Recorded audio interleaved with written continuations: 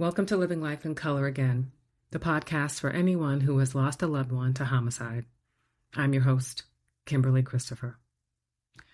You might be asking yourselves, who is this person and why is she talking about homicide? I'm an American author and credentialed crime victim advocate with an interest in the well-being of anyone impacted by homicide loss. But ultimately, I am just a woman who misses her brother.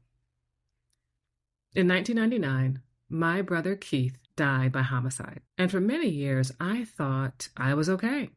I thought that I had dealt with that loss.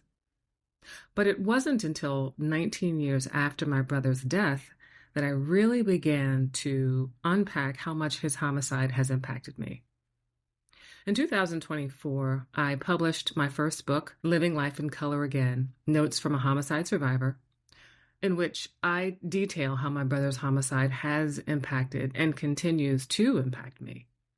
My hope is that others who are trying to pick up the pieces after losing someone to homicide find something helpful while reading the book and or listening to this podcast. My goals today are as follows: to establish a baseline by defining key terms that you'll hear me use throughout the conversations, and to set expectations about the topics that I will discuss. Based on the name of this podcast, you're probably thinking that all of the episodes will feature depressing content. Humans have a natural tendency to avoid discomfort, so I thank you for being curious enough to listen. But I assure you that not every episode will feel heavy. The through line of my content is encouragement for homicide survivors to live healthy and fulfilling lives. And I do that by sharing information about how loss by homicide impacts the loved ones who are left to pick up the pieces, and by providing language that we can use to describe our thoughts and emotions. I also want to take a moment to say that you don't have to be a homicide survivor to feel drawn to this content. I established this podcast on Spotify, and now I'm growing it here on YouTube. And I know several people who are non-homicide survivors who enjoy listening on Spotify.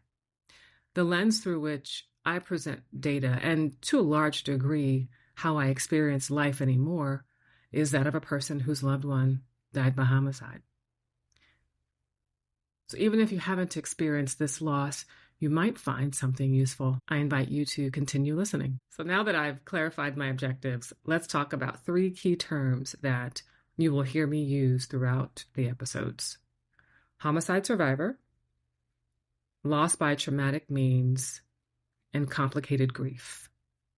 Now, I know the phrase homicide survivor sounds like a contradiction, or maybe it just sounds strange, but it is an actual term. According to the Office for Victims of Crime, the terms co-victim, co-survivor, or homicide survivor describe anyone impacted by a loved one's death due to homicide. These survivors feel the life-changing impact of trauma, hardship, and loss that result from this crime. Another term that I want to define is loss by traumatic means, which refers to the death or loss of a loved one in the context of a potentially traumatizing event. Sudden, unexpected, or violent deaths, as well as accidents, acts of violence, or natural disasters are examples of circumstances that can result in traumatic loss.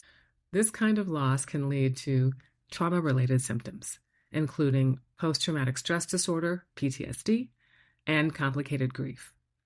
PTSD symptoms can include intrusive thoughts, nightmares, and heightened arousal and reactivity. I can certainly attest to this.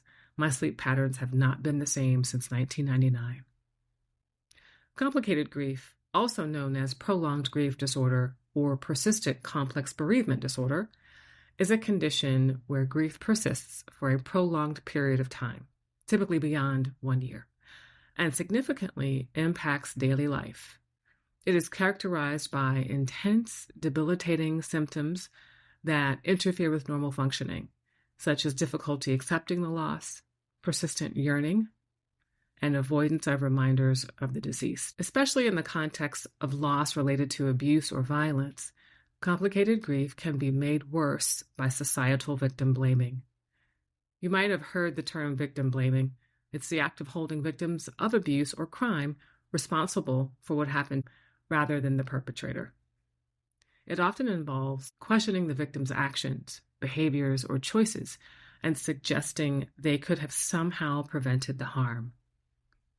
This can lead to internalized guilt and self-blame for either the crime victims or the co-victims, making it harder to navigate the grieving process and leading to more severe and prolonged grief symptoms. Shortly after my brother's death, my mom and I faced a lot of victim blaming. The best and perhaps most extreme example is a pastor's refusal to allow us to use his church for my brother's funeral, telling us that my brother must have been involved in drugs or a gang. If you were a grieving mother, how would you feel after hearing that? During these podcast sessions, I intend to unpack various aspects of losing a loved one to homicide through the lenses of lived experience and scientific research. This grief is layered and nuanced. My goal is not to make one loss more or less significant than another.